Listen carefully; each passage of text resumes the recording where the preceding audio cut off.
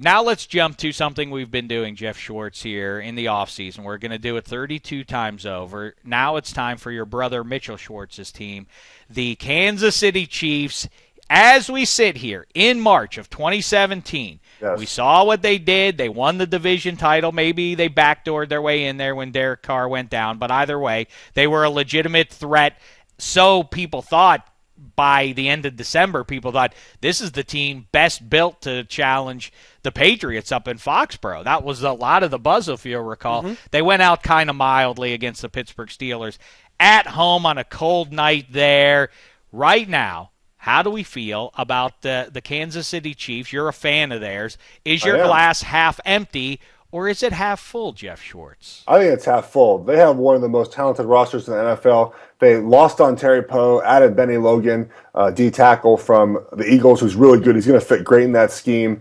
They need to probably find a middle linebacker to help DJ along if his injury doesn't recover from that. But I think they're only going to be better. They're an interesting team at quarterback because this is probably Alex Smith's last year to show if he can really lead them past that wild card round or divisional round, I should say. I mean, when you talk about the Steelers game, for the Steelers not to score an offensive touchdown, the Chiefs score 2 and don't win the game. That doesn't look good. And I know they're not going to trade for Tony Romo, but if Tony Romo was there, wow, that would. What did you make of that buzz that Tony Romo? I don't know if there was any truth to those rumors. Is. You don't think that anybody from the Chiefs kicked the tires on Romo? I'm sure John Dorsey called around. All these guys talk, but you'd have to give up a lot probably to get Tony Romo, and maybe they want to mortgage the future to do that. Maybe if they feel that their team is that good now. But what do they do with Alex Smith's contract? I don't know if he has any guaranteed money left though. And plus, that's if Romo wants to go there. I think. For me, if I was Romo, I would try to hold out until they release me and then go to Texans. Schwartz, I've been a defender of Alex Smith, and I've never considered him. I never put him on par with the top 5 QBs in the league, but I think he's an above average. I think he's in the top 12 to 15 QBs, mm-hmm. And 21st century history has proven that you at least have a chance of getting to the big game if your QB falls into that range. You can't have the 25th best QB, but you can get there. Also the history suggests that you're better off to have Tom Brady, Peyton Manning, or Ben Roethlisberger. Right.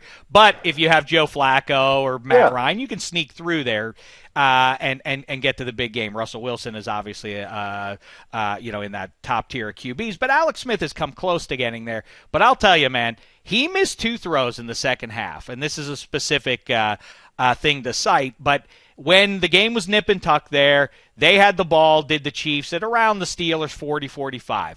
2 plays in a row, they saw rookie Artie Burns singling up on one of their burners on the outside. I think first it was Tyreek Hill, and the next time it was Jeremy Maclin. Either way, they tried 2 deep shots in a row.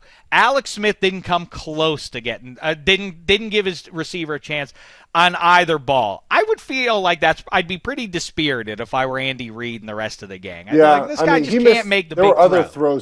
There were other throws he missed, and that's the thing with Alex is that about 2 throws a game, you're like, I kind of want those back. And I think that's why you can't put him above in that elite category. And look, when Alex Smith was with the Niners, he got them to the NFC Championship game, so he can do it. He just has to have the complementary parts around him. If your defense is going to fail in a game, I'm not sure that he can lead your team in New England to beat the Patriots. However, I played a playoff game with him in 2013 where he threw for 400 yards in Indianapolis. We scored 44 points. We lost the game, but that's not his fault. So he's proven he can put up points, but I think that, I don't know, to me, he keeps winning games. He gets the Chiefs to the playoffs, and then in the playoffs, you have to have a little luck.